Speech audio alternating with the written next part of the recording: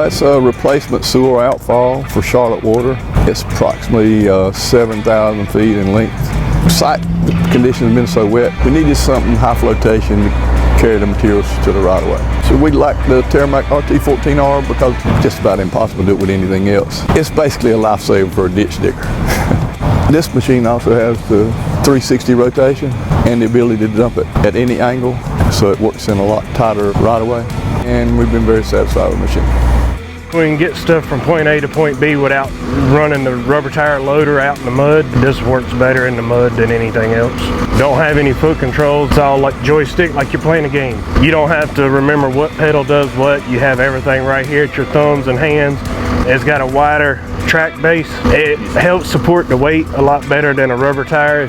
We got a rubber tire sitting up there. If we take it down where we're working at, it'd be stuck within 5 minutes. This right here will go on through because its weight distribution is a lot better. Because we got small spaces down there, we don't have a whole lot of room.